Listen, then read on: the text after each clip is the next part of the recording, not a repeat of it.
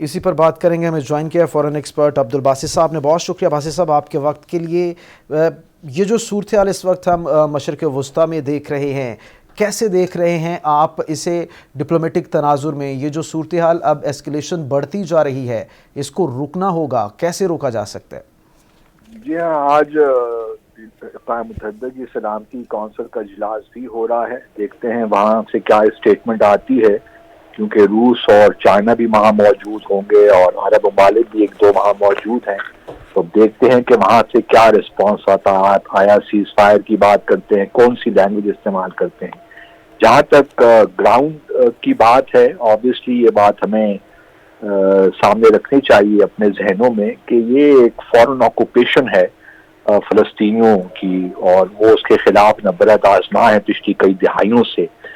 تو اب جب کہ عرب دنیا اور اسرائیل کے درمیان 2018 سے عرب ایکارڈ شروع ہوا، تو فلسطینیوں کے لیے ایک ہوپ تھی کہ چلیے ایکارڈز تو ہو رہے ہیں جہاں اسرائیل عرب دنیا ایک دوسرے کے ساتھ تعلقات قائم کر رہے ہیں، وہاں شاید فلسطین کا ایشو بھی سالو ہو جائے، یا پھر اسرائیل جو 2 اسٹیٹ سلوشن کی طرف واپس آ جائے، اس تو ایکارڈز بحال ہو جائیں، سو آن اینڈ سو فورتھ. لیکن دیکھا ہم نے یہ کہ جو اسرائیل اور عرب دنیا کے تعلقات آگے بڑھتے گئے، اسرائیل کا فلسطین کا معاملہ پس پش جاتا رہا. اور آبویسلی یہ جو جد و جہد کی آزادیوں کی تحریکیں ہوتی ہیں، آزادی کی تحریکیں، وہ ان کو آبقتی طور پہ کم تو کر سکتے ہیں لیکن مستقل بنیادوں پہ ان کو کچل نہیں سکتے. یہی حال فلسطینیوں کا ہے. وہ تو کئی دہائیوں سے قربانیاں دے رہے ہیں، شہادتیں دے رہے ہیں.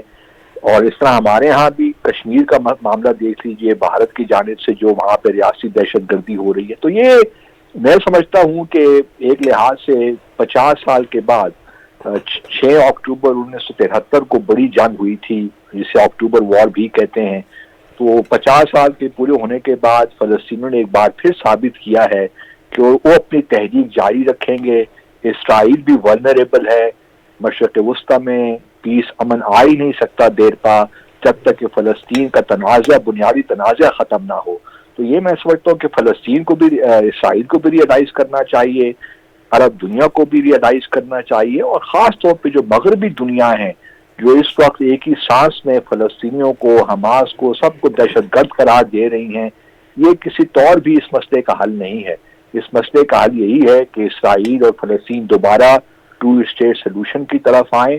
اور اسرائیل اب یہ جو اس نے اپنی یہودیوں کی بستیاں قائم کرنا شروع کر رکھی ہیں ویسٹ بینک کے، ان کو ختم کرے، اور ایسٹ جیروسلم کو جو نئی ریاست بنے فلسطین کو، اس کا دارالحکومت تسلیم کرے.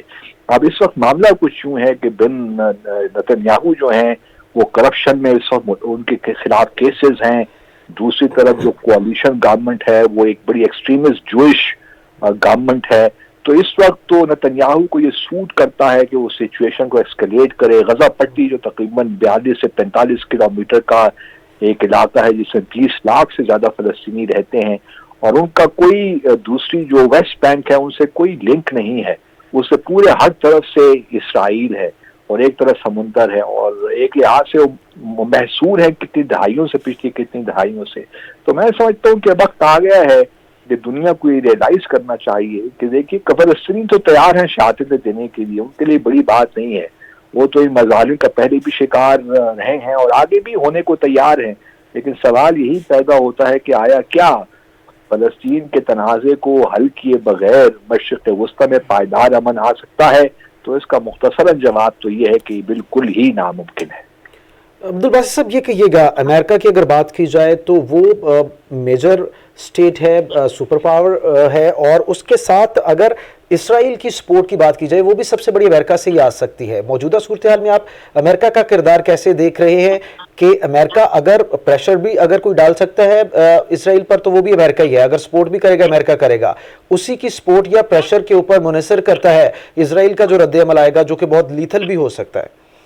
دیکھیے میرا اپنا خیال یہ ہے کہ اسرائیل اور امریکہ کے تعلقات میں بھی ایک لحاظ سے جو گمجوشی پہلے پائی جاتی تھی وہ نہیں ہے. خاص طور پہ صدر بائیڈن اور بنیامین نتنیاہو کے درمیان کافی اختلافات ہیں، اور ابھی جو حال ہی میں نیو یارک میں بنیامین نتنیاہو کی ملاقات بڑی مشکلوں سے بائیڈن اس پہ راضی ہوئے، کیونکہ بائیڈن کا خیال یہی ہے، امریکہ کا خیال یہی ہے کہ اس وقت اسرائیل جو ہے کنسیشنز نہیں دے رہا فلسطینیوں کو، یا 2 اسٹیٹ سولوشن کی طرف واپس نہیں آ رہا، جو ایک بہت بڑی رکاوٹ ہے اسرائیل اور سعودی عرب کے درمیان تعلقات قائم کرنے کے لیے، کیونکہ سعودی عرب کی یہ ڈیمانڈ ہے کہ اسرائیل فلسطینیوں کے لیے کوئی زندگی آسان کی جائے،